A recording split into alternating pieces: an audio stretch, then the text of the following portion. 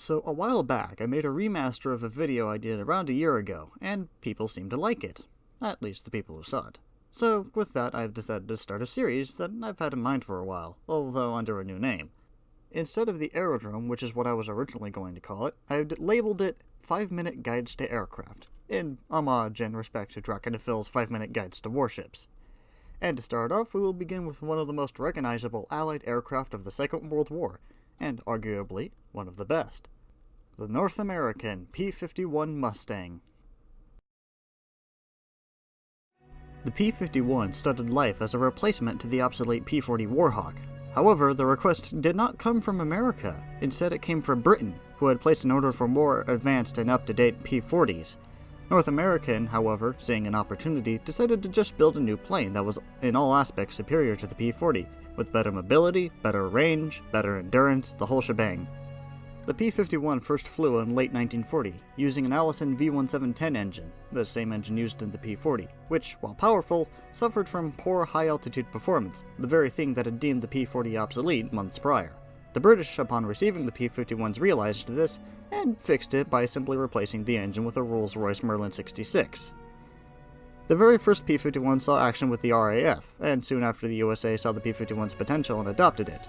Many variants soon followed and shall be explained here. Mustang 1. These were the P-51s built for the RAF used as tactical reconnaissance aircraft, which is funny given that these were the only P-51s armed with 20mm autocannons, specifically 4 Hispano Mark II 20mm autocannons.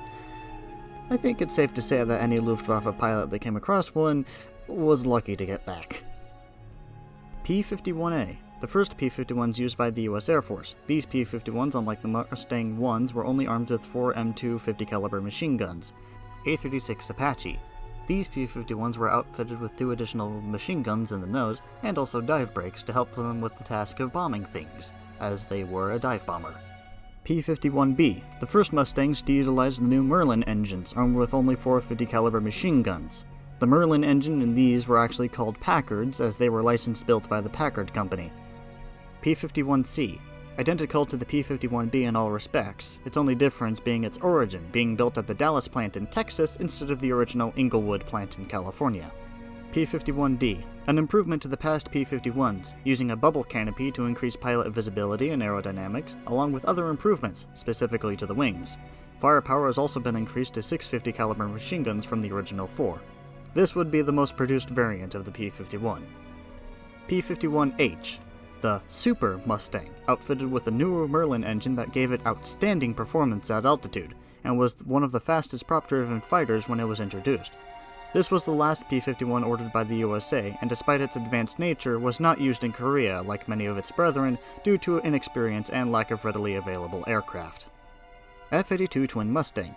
Despite the name, the F-82 shares very few parts with the original P-51. Still, it is listed under the P-51 line due to its very similar appearance. Originally built as a very long-range escort fighter for the B-29s, it was introduced actually into Korea since it came too late to serve in World War II. It served in the Korean War as both a night fighter, attacker, and of course, escort fighter.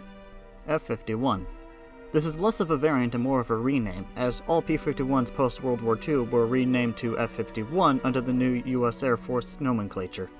The P-51 saw action throughout the war as about every single role you can attach to a single-engine aircraft. Tactical reconnaissance, escort fighter, attacker, trainer, were all roles the P-51 at one point or another played, and while the P-51 is well known for its job of protecting the B-17s as they traversed over the Atlantic into Nazi-occupied France, it also served in basically every single front, from Italy to Burma.